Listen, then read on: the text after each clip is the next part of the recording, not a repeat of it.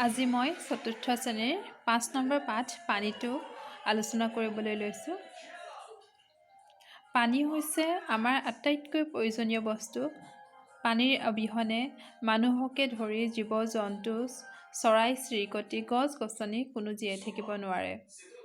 পানী আমি সকলোতেই পাওঁ। আমি পানী নৈ, বিল, জান-জুৰি, নদ-নদী, সাগৰ, মহাসাগৰ, হ্ৰদ আদিত পাওঁ। তাৰ উপৰিও পানী মাটিৰ তলতো পোৱা যায়। এতিয়া মই পাঠটো পঢ়িবলৈ লৈছোঁ। মোক তোমালোকে নৈ, বিল, জান-জুৰি আৰু হয়তো নলী-নাদ, নলৰ মুখত দেখা। কিন্তু জানানে বাৰু, মই যে থাকোঁ বায়ুৰ লগত, জীৱৰ দেহত, মাটিৰ তলত, তেনেহ'লে মই নেথাকোঁ ক'ত? এই পাঠটিত পানীয়ে নিজৰ বিষয়ে নিজে কৈছে। পানীয়ে নিজৰ কথা কৈছে যে মই নৈ, বিল, জান-জুৰি, নলী-নাদ আদিত থাকোঁ আৰু তোমালোকে মোক এইবিলাকত দেখা পোৱা। তাৰ উপৰিও মই বায়ুৰ লগত থাকোঁ। বায়ুত জলীয় বাষ্প হিচাপে পানী থাকে। জীৱৰ দেহত থাকে। জীৱ-জন্তু, যিকোনো জীৱ-জন্তুৰ দেহত তেজৰ লগতে পানীও থাকে। মাটিৰ তলতো পানী থাকে। তেনেহ'লে মই নেথাকোঁ ক'ত? তেনেহ'লে পানী বাৰু সঁচাকৈ নাথাকে ক'ত? সকলোতে পানী পোৱা যায়। আকৌ পানীয়ে কৈছে যে সকলোৱে কয় মোৰ হেনো আকাৰ নাই। ক'তা? মই দেখোন প্ৰকাণ্ড পাত্ৰ আৰু ক্ষুদ্ৰ পাত্ৰৰো আকাৰ ল'ব পাৰোঁ। মই য'তেই থাকোঁ তাৰেই আকাৰ লওঁ। পানীয়ে কৈছে যে তোমালোকে কোৱা সকলোৱে কয় মোৰ হেনো আকাৰ নাই। ক'তা? তেনেহ'লে দেখোন মই প্ৰকাণ্ড পাত্ৰত থ'লে সেই পাত্ৰৰ আকাৰ লওঁ আৰু ক্ষুদ্ৰ পাত্ৰত থ'লে সেই ক্ষুদ্ৰ পাত্ৰৰ আকাৰ লওঁ। যদি আমি পানী প্ৰকাণ্ড পাত্ৰ এটাত ৰাখোঁ, প্ৰকাণ্ড মানে হৈছে ডাঙৰ, যদি আমি পানী ডাঙৰ পাত্ৰত ৰাখোঁ তেনেহ'লে পানীয়ে সেই পাত্ৰটোৰ আকাৰ ল'ব।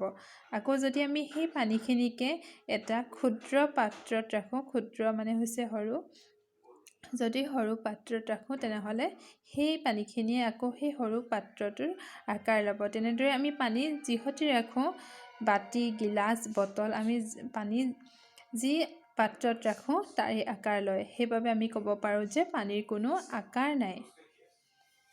পানী ঘূৰণীয়া বা চাৰিচুকীয়া একো আকাৰ নাই। আকৌ কৈছে মই কেতিয়াবা উটুৱাইও লৈ যাওঁ, সুৰংগৰ মাজেদিও যাওঁ আৰু সূক্ষ্ম ছিদ্ৰৰ সুৰুঙাও লওঁ। মোৰ পিছে কেতিয়াও ৰৈ থকাৰ ইচ্ছা নাই, অবিৰাম বৈ থাকিবলৈহে মন যায়। মোৰ অকণো দুখ-ভাগৰ জিৰণি নাই। ভাৱ হৈ আকাশলৈ উৰোঁ, বৰষুণ হৈ পুনৰ ধৰালৈ ঘূৰোঁ।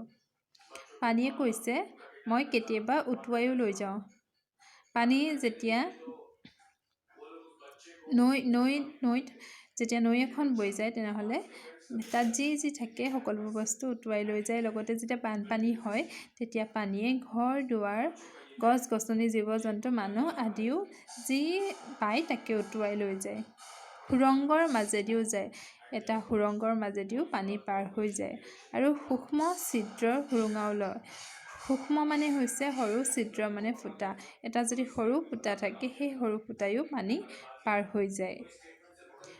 মোৰ পিছে কেতিয়াও ৰৈ থকাৰ ইচ্ছা নাই। পানীয়ে কেতিয়াও ৰৈ থাকিব নিবিচাৰে।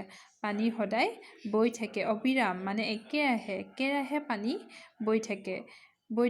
বৈ থাকিহে পানীয়ে ভাল পায়। পানীৰ অকণো দুখ-ভাগৰ নাই। কেতিয়াও মোৰ দুখ-ভাগৰ লাগিছে বুলি পানী ৰৈ নাযায়। অবিৰাম বৈ থাকে, জিৰণি নলয়। ভাৱ হৈ আকাশলৈ উৰে, আকৌ বৰষুণ হৈ ধৰালৈ নামি আহে। যেতিয়া পানী গৰম হয় তেতিয়া আকাশলৈ উৰে। নদ-নদী, খাল-বিল, হ্ৰদ, নদী, সাগৰ, মহাসাগৰ সকলোবোৰৰ পানী যেতিয়া গৰম হয় তেতিয়া ভাৱ হৈ আকাশলৈ উৰি যায় আৰু ডাৱৰৰ সৃষ্টি কৰে আৰু সেই ডাৱৰ বৰষুণ হৈ ধৰালৈ নামি আহে। ধৰা মানে পৃথিৱীলৈ আকৌ নামি আহে।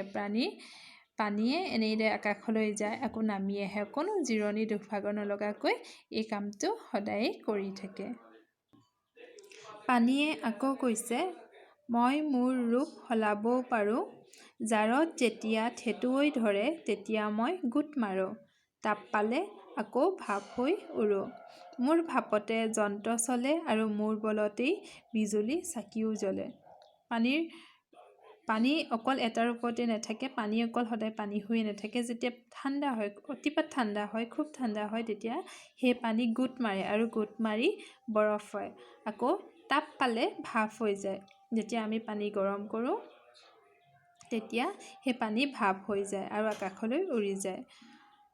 আমি পানী গৰম কৰিলে ওপৰত যিবোৰ ধোঁৱা দেখা পাওঁ সেয়াই হৈছে পানীৰ ভাপ। আৰু সেই ভাপতেই যন্ত্ৰ চলে। যন্ত্ৰ মানে হৈছে মেচিন। আৰু মোৰ বলতেই বিজুলী চাকিও জ্বলে বুলি কৈছে।